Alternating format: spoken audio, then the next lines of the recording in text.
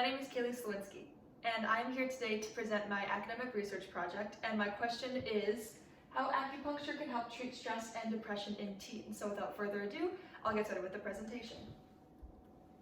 First up, teens and stress. The question that I have been asked and will continue to ask is, why is stress more prevalent in a teenager's life nowadays compared to in years past?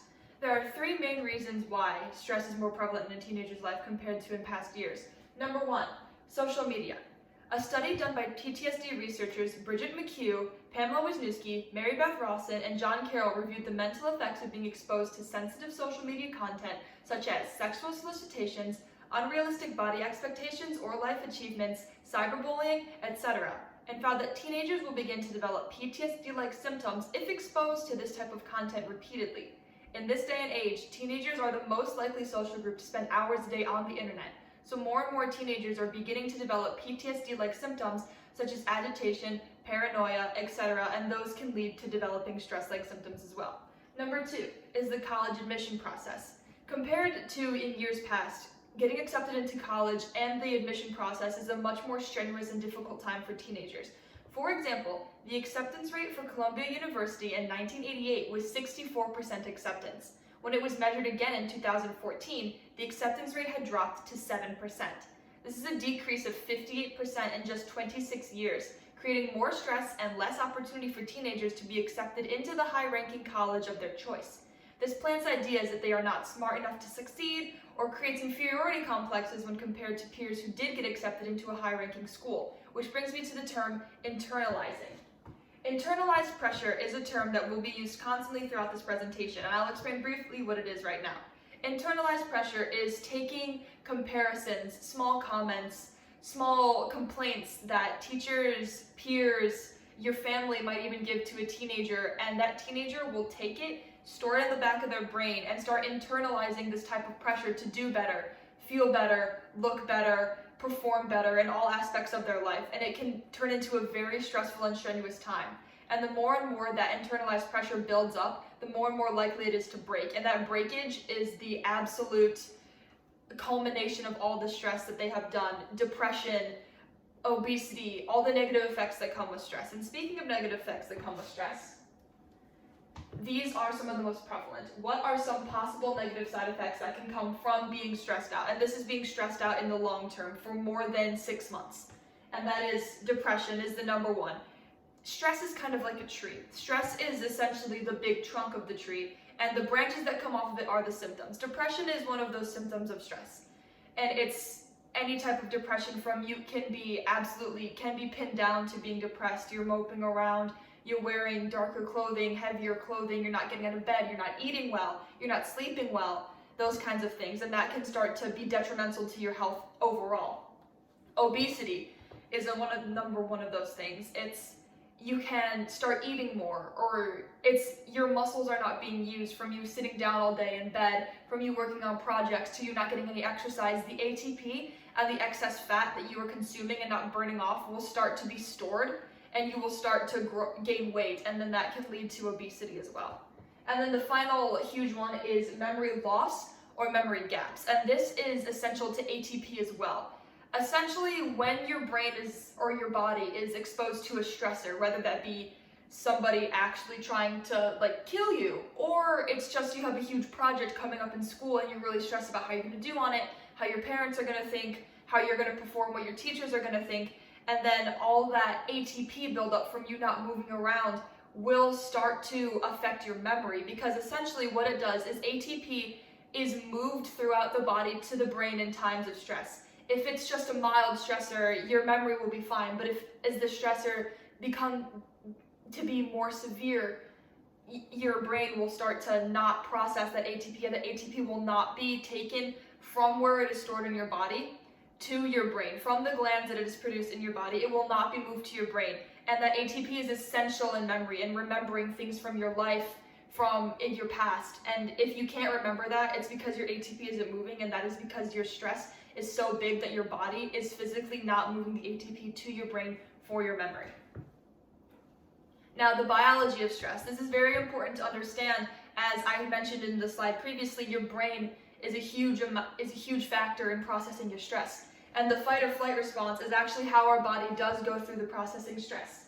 So, how is stress processed in the body? The fight or flight stress response is a 4-step program which begins in the hypothalamus. The hypothalamus is the part of the brain that processes your stress. That is what one of the main things why it was created in your brain to do, is to process the stress and to make sure that it is something that we can either run from or something that we have to fight. Number 2, that stress, depending on if the hypothalamus processes it enough for the fight or flight to be kicked into gear, it will move to the pituitary gland and the adrenal medulla, which produce the hormones that will start doing either the fight response or the flight response. Now, the fight response comes from the adrenal medulla, and it is the hormone known as adrenaline. People feel the surge of energy where mothers can lift a car, or even though you're not very strong, you can knock someone out who's trying to attack you with just one punch. That is what adrenaline does. And the pituitary gland is the release of adrenocorticotropic hormone, which comes from the pituitary gland, and that is the flight response. It is how your brain starts to store up that ATP for you to begin, not both physically and metaphorically, running away from the problems and the stress that you are experiencing. And then the 4th step that comes from it is coming from the release of the adrenocorticotropic hormone, which then triggers the release of the cortisol hormone, which is adrenal, from the adrenal gland, and that is adrenaline. So essentially it goes, hypothalamus processes your stress. If the hypothalamus deems the situation stressful enough, the fight or flight response will begin in the pituitary gland and the adrenal medulla with the release of the hormones. The pituitary gland will release this hormone, the adrenocorticotropic hormone, and from the release of that hormone, adrenaline will be released as well. Now, acupuncture, this is the main point of my ARP, is acupuncture and how it can help treat stress, but not everyone knows what acupuncture is. So here's just a brief history of acupuncture. So what exactly is acupuncture? It originated 5,000 years ago, roughly, in China, and it uses bodily meridians and acupuncture points. Now, meridians are, in the Chinese culture, in Asian culture, they are essentially energy pathways that go all throughout the body. And if there is blockage in those meridians, your body will not function properly. So if there's blockage along the long meridian, you might have trouble breathing, you might have trouble sleeping. And then, so acupuncture comes along and uses these acupuncture points to release the energy. And acupuncture points is the term that acupuncturists use for extremely sensitive nerve endings in your skin that are more sensitive than normal nerve endings. So when those are punctured with the acupuncture needle, which is an extremely thin and long needle, in order to let the patient experience as minimal pain as possible, when they are inserted into the acupuncture point, that lets the blood flow easier. It essentially bursts the capillaries around the nerve and lets the blood flow really easily, and that is believed to let the energy in your body flow freely, and then also just let all of the blockage be released. And so it was shunned in the Western world for being a different medical practice than the norm. However, after Richard Nixon visited China, President Richard Nixon visited China, he developed a great respect for the practice of acupressure, like combustion, moxibustion, and he brought it back to the United States. And then from that time on, acupuncture was a more accepted practice, and more people began to use acupuncture. So acupuncture and stress. How can acupuncture be used to treat stress? This is the main meat of my presentation. So, how can acupuncture be used to treat stress? The first thing I'm going to mention is a thing called electroacupuncture hypoalgesia, or EAH for short. And this is hypoalgesia, for those of you who don't know, is the experience of feeling desensitized to no pain, and that's hypoalgesia. Now, electroacupuncture hypoalgesia is the experience of feeling desensitized to no pain using electrically stimulated acupuncture needles. This is different from traditional acupuncture, which is just the metal needles inserted into your skin, but this one sends a very light current of electricity through the needles, the conductors, that is believed to have a better effect on opening up the meridians. Now, for example, a study done by Dr. Bruce Pomeranz, who is a pain psychiatrist practicing out of the Kessler Institute for Rehabilitation, he tested laboratory mice at the University of Illinois for the effects of EAH. And the study revealed that pain is in fact desensitized to those who receive acupuncture treatment. So mice have a similar nervous system to humans, so by inserting the needles along the mice's acupuncture points, similar effects can be observed. and the two mice in the study were both exposed to a heat lamp, although one mouse had received treatment while the other did not. The mouse that did not receive treatment expressed signs of pain after about 3 minutes of being under the heat lamp, and continued to express pain for minutes afterwards. However, the mouse who did receive the treatment did not start expressing signs of pain until about 20 minutes after being exposed to the lamp. And the hypoalgesia effects lasted about an hour after the study concluded. And in the same study, certain nerve pathways in the mice were blocked in order to see how that would affect endorphins being carried to the brain. So endorphins, right there, are essentially feel-good hormones. That's what everybody calls them. So they're a release to make your body feel good. They are a natural pain reliever to the body. When you get injured, your endorphins will rush in to try and numb the pain as much as naturally possible. So it was found that after closing the pathways and tracking the endorphins route, that the endorphins are used in producing EAH stem from the pituitary gland and are gathered in the midbrain. So endorphins play a major part in how acupuncture begins to relieve stress, since stress brings pain with it. If pain is numbed almost completely, then part of the stress can be eliminated, which is what is said here. Acupuncture can essentially be used to shut off the pain and stress receptors within the brain and relax the entire body. And then also, in the same stem of research, there was a Carnegie Mellon study done by Professor Sheldon Cohen, and he did this research for over 25 years. The study concluded in 2017, and he and his students throughout this time conducted this research study by seeing how acupuncture can affect the stress levels in men and women. And what he found was that throughout the study, women are typically 18% more stressed out than men are at any given time. However, men's stress levels saw an increase of 24% over those 25 years. And over those 25 years, when the acupuncture was administered, it was found that the stress levels that were self-reported by the patients in the research study had decreased significantly. So now the counter-argument to my presentation is a thing called the placebo effect. Now, the placebo effect, how can it possibly affect treatment? First of all, what is the placebo effect? It is a psychological stopgap that allows a person to experience an imaginary sensation. It's most often commonplace used when a group of friends are out drinking, and one person thinks that they're drunk even if they've had like 2 drinks, since all their friends around them are drunk, but they actually are not. That is the placebo effect. Now, how can it apply to acupuncture?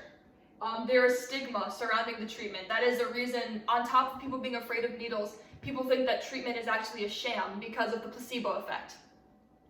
However, to test if acupuncture produces a placebo effect, Drs. Rupali Dand, Norman Kettner, and Vitaly Napadau hooked volunteer fibromyalgia patients up to an MRI machine while both manual and electroacupuncture were administered to monitor brain activity.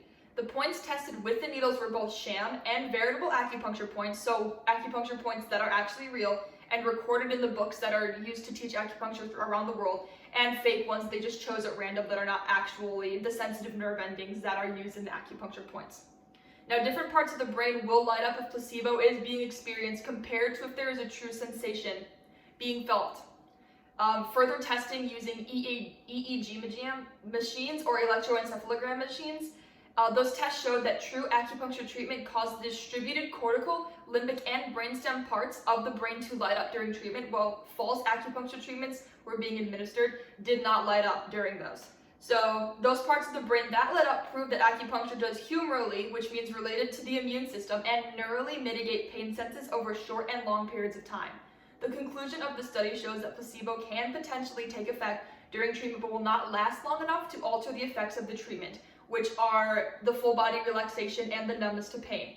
Now, I myself, for the sake of this research project, went to go get acupuncture in the beginning of the year. So I received it from August up until, I would say, February, and I would go for 45-minute sessions at a time. I got them done by a man named Dr. Jason Garuda, who is a certified acupuncture specialist through Michigan State University, and he was so generous to me. He allowed me to have the treatment for free for the sake of this presentation. Now, when I went, it was essentially a spa. When you go to a spa, there's a nice soft bed, there's a nice soft table, there's heat, there's ambient sounds being played for your ultimate relaxation. That just adds to it. So when I would go, I carry my stress personally in my shoulders. So There's a pain in this shoulder right here that I've had for about 6 years, 7 years, and I told him about that.